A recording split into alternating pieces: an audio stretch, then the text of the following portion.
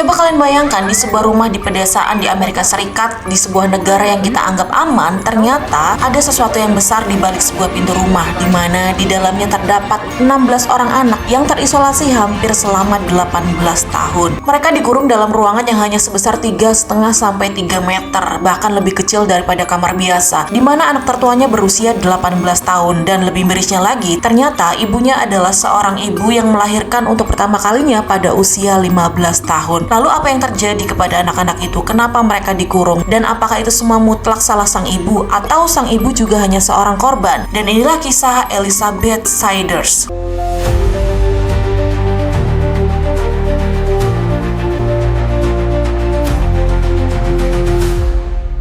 Halo guys, welcome back to my channel. Balik lagi bareng aku Putri Nuari. Terima kasih buat kalian yang udah mampir, dan jangan lupa subscribe, like, komen, dan juga nyalakan notifikasinya biar kalian gak ketinggalan cerita-cerita seru dari aku. Nah, kali ini aku bakal bawain sebuah cerita yang baru-baru ini diungkap ke publik. Yang pasti cerita ini akan membuat kalian tercengang dan kalian gak akan percaya. Semua bermula pada tahun 2008 di daerah Virginia Barat, di mana di sana itu mereka bebas menikah meskipun mereka masih dalam usia muda, asalkan mereka mendapat tanda tangan dari keempat orang tua mereka.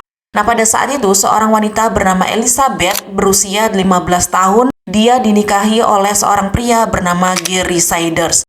Nah, karena mereka sudah mendapatkan keempat tanda tangan dari masing-masing orang tua mereka, sehingga negara menganggap pernikahan mereka ini sah meskipun mereka masih di bawah umur. Pada saat itu Elizabeth berusia 15 tahun, sedangkan si Gary berusia 18 tahun. Setelah pernikahannya hanya selang 2 bulan, Elizabeth melahirkan anak pertamanya, di mana pada waktu itu usianya belum genap 16 tahun. Bahkan karena pernikahan itu, Elizabeth tidak bersekolah dan dia hanya bersekolah sebatas di kelas 11 saja. Dan karena keadaannya yang sudah menikah dan memiliki anak, sekarang dia harus belajar tentang bagaimana menjadi ibu rumah tangga dan juga sekaligus ibu yang baik, meskipun usianya masih sangat muda. Setelah kehamilan pertamanya, Elizabeth sudah hamil berkali-kali. Bahkan tempat tinggal mereka selalu berpindah-pindah hanya karena satu alasan. Karena katanya mereka malas ditanyai oleh tetangga mereka tentang jumlah anak yang mereka miliki. Kemudian di tahun 2022, Elizabeth melahirkan anak kembar siam yang cukup memprihatinkan karena bagian wajah dan juga dadanya itu menempel. Dan kelahirannya pun tidak sempurna karena pada saat itu usia kehamilannya masih berumur 24 minggu. Kedua bayi itu sempat dia beri nama, yaitu Faithly dan Bailey Lee Siders. Namun meskipun kedua bayi tersebut sempat dilarikan ke rumah sakit dan mendapatkan perawatan,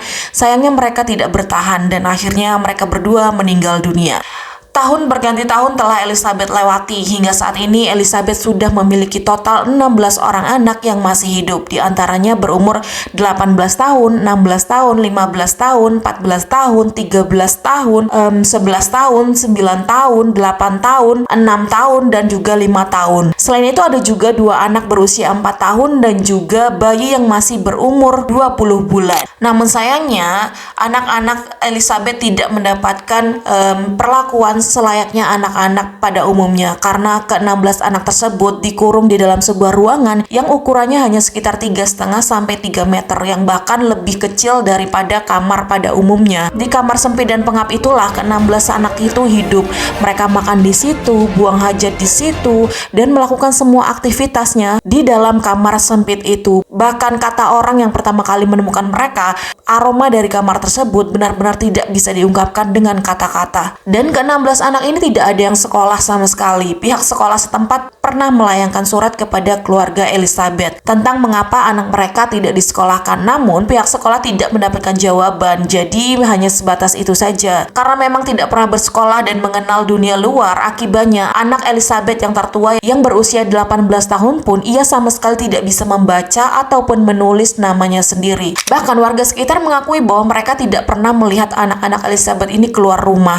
Dan ketika ditanya kemana anak-anak mereka, Elizabeth dan Gary berkata bahwa anak-anak mereka tinggal jauh dari mereka. Mereka benar-benar menutupi keberadaan anak mereka di rumah tersebut. Selain Elizabeth, Gary, dan ke-16 anaknya, ternyata orang tua dari Gary, kedua orang tua Gary juga tinggal di sana. Dan ternyata mereka juga ikut andil dalam pengurungan anak-anak tersebut karena mereka berdua kadang ditugaskan untuk mengawasi mereka agar mereka tidak keluar dari ruangan sempit itu. Kalian pasti tidak akan bisa membayangkan bagaimana keadaan di kamar sempit itu. Karena seorang syarif yang pertama kali menemukan mereka di dalam itu sempat mengatakan bahwa ternak kami saja kami perlakukan lebih baik daripada anak-anak ini. Apa yang mereka lakukan kepada anak-anak mereka sampai mereka melakukan sesuatu yang sungguh tidak pernah aku bayangkan. Lalu bagaimana kasus ini bisa terungkap dan bagaimana anak-anak tersebut bisa ditemukan oleh polisi?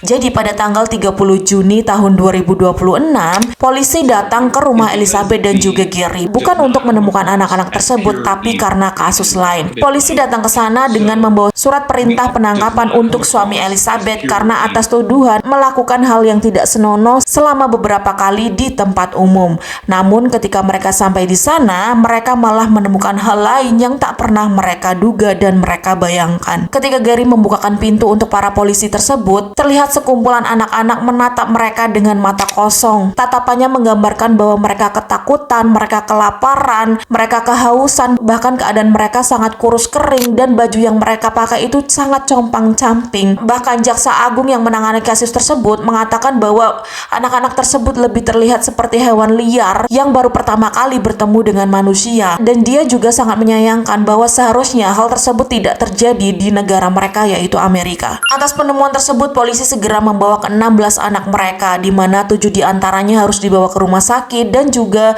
2 diantaranya harus segera dibawa dengan helikopter karena keadaannya sangat memprihatinkan dan juga kritis. Dan akhirnya keempat orang dewasa yang ada di rumah tersebut pun dibawa ke kantor polisi untuk dilakukan penyelidikan lebih lanjut, dan akhirnya mereka dijatuhi hukuman atas 16 tuduhan membahayakan anak-anak dan juga kejahatan tingkat 2. Nah, setelah kasus ini muncul di publik, banyak orang-orang yang menyalahkan Elizabeth dan mereka banyak juga berpendapat bagaimana seorang ibu bisa memperlakukan anaknya bahkan lebih buruk dari memperlakukan hewan itu sendiri. Namun, pengacara Elizabeth yang bernama Thomas memiliki sudut pandang lain, di mana ia mengatakan bahwa ketika ia pertama kali melihat Elizabeth dan bertemu dengannya, hal yang pertama kali Elizabeth tanyakan bukanlah bagaimana tentang dirinya, tapi ia menanyakan, di mana anak-anakku? Bagaimana keadaannya? Apakah mereka baik-baik saja? Dan disitulah Thomas menganggap bahwa Elizabeth ini sebenarnya ibu yang baik. Namun mungkin dia sangat tidak tahu bagaimana cara menjadi ibu yang baik.